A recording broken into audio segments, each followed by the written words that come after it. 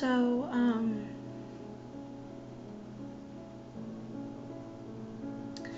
the other day, it was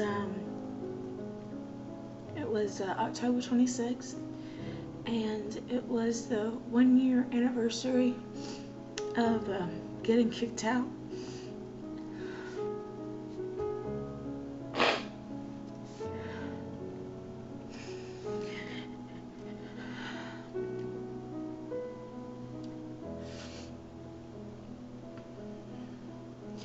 It was so hard to go through the day and act like everything was okay, because I knew that if I wasn't okay, if I wasn't strong enough, that nobody else would be, nobody else would care. And and I was right, because I woke up early because I had to go to work, and I knew the day was coming, and I was just really down with everything that was going on. And so the day rolled around, and I was at work. I went to work at 9 o'clock in the morning because I just want to be able to think.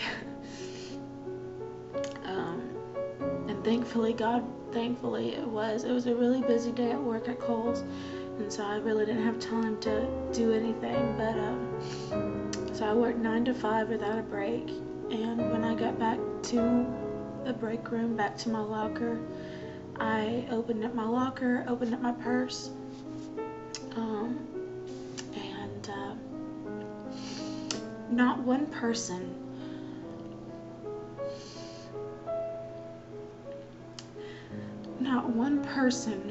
texted me all day. And it's not that I wanted people to care,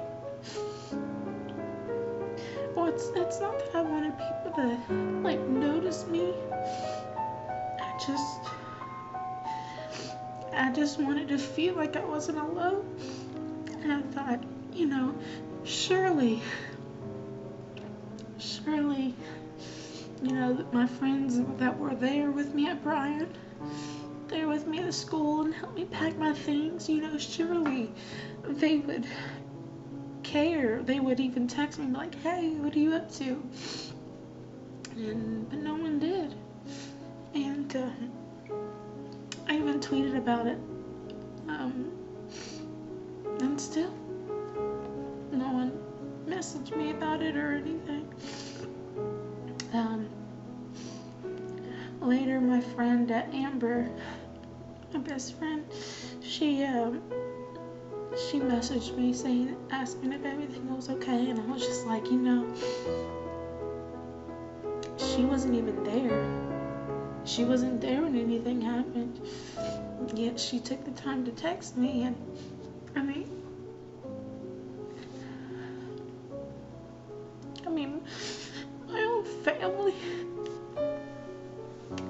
my family didn't say anything. And my family usually never says anything, but my friends didn't either.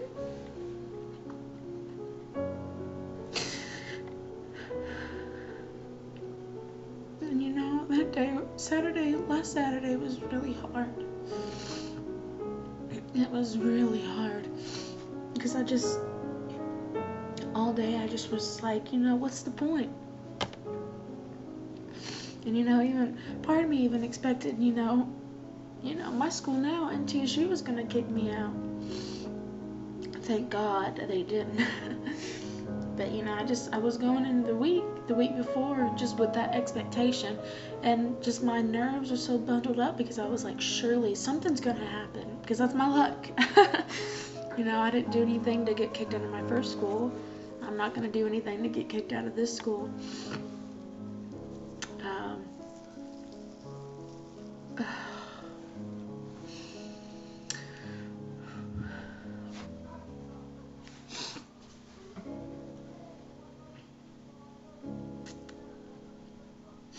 And there's really no point to this video. I'm just thinking. I'm in a huge city. I don't know anybody. I haven't made any friends.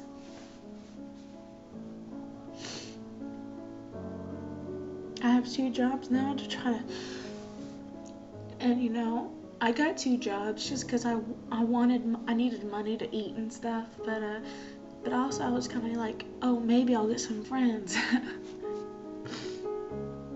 And I'm not saying that work sucks. I mean, I talk to people at work and stuff, but I don't hang out with them outside of work. I have one person that I talk to, and thankfully she hung out with me on last Saturday, the anniversary. Her name's Jasmine, so shout out to Miss Jasmine. But I found out that she lives here, and she actually went to my old school, and when like tuition and stuff was raised, she left. She's actually coming to MTSU in the spring, and I'm so excited because I'll get one friend. How pathetic is that? You know, at Bryan, I never really was the popular kid, but at Bryan, you know, I had a lot of friends, a lot of people I could confide in, and I would talk to them every day. You know, I would miss a day of class and I would get like 20 text messages, well, maybe not 20, but like 3 or 4 or 5 maybe, saying, you know, where are you? Why aren't you in class? You know, where are you? Let's hang out. And it was like I got kicked out, and for a lot of people, I never heard from anybody again. And after I was kicked out, I spent some time in the hospital.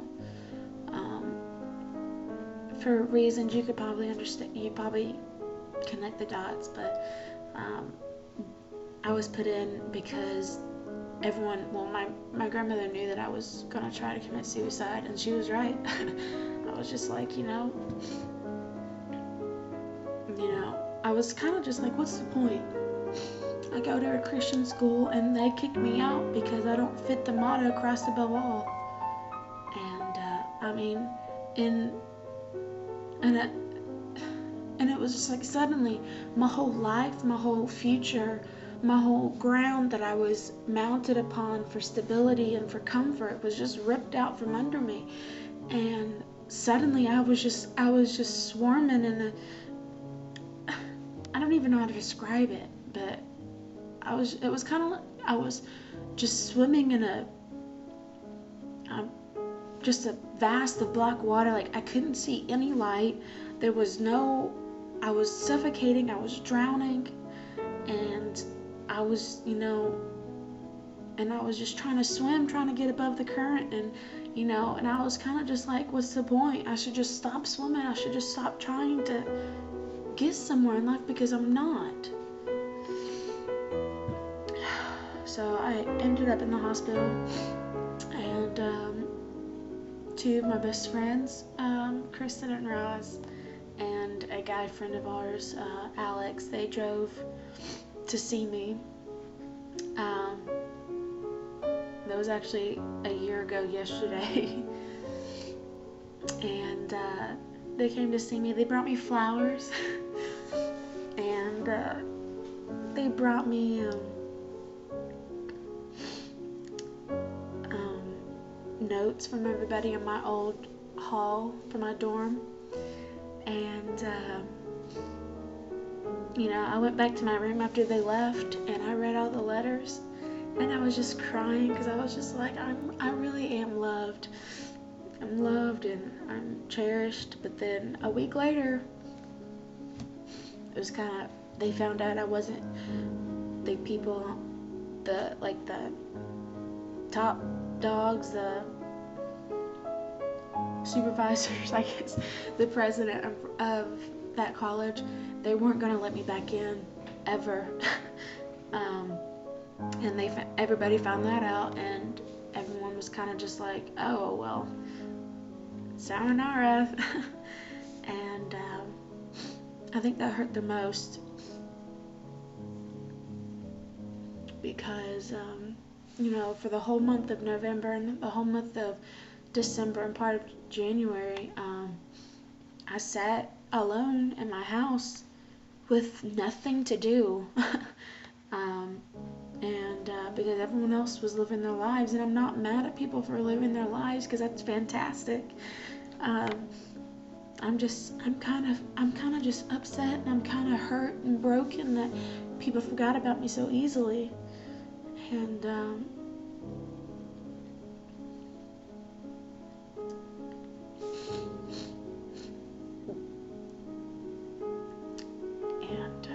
it's been a year. It's been a year. A week ago, and I'm trying to get over it. And I posted on like Facebook and Twitter and stuff that I'm stronger now. I'm a survivor. Even got a tattoo that I'm a survivor. And it was kind of just like, and I'm still putting on that front. I'm still putting on that brave face that I'm okay and that everything's good with the life of Brittany, and it's not. Because the perfect life for me would be to have a wonderful, supporting, caring group of friends around me, even if I am several hours away from everybody. And I talk to Amber on a regular basis, but other than that, it's just, some people I thought were my friends for life.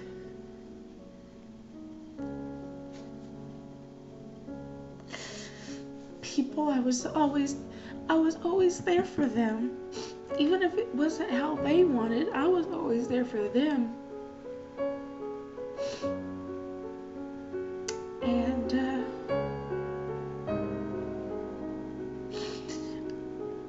it's like, I've got to be here for myself because no one is.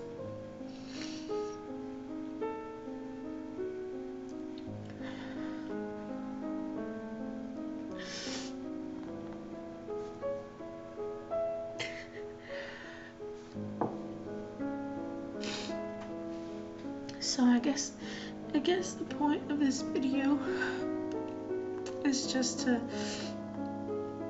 if you say you're friends with somebody,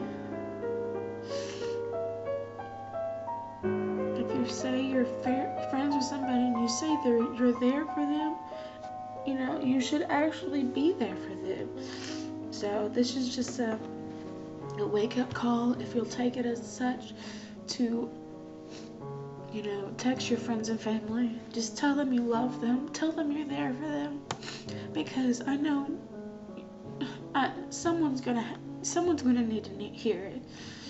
And me, I'm over it. I'm done.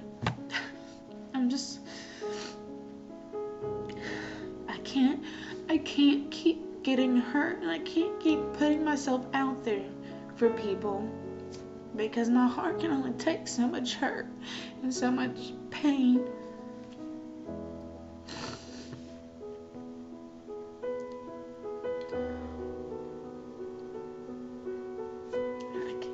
I can't do this, I'm sorry.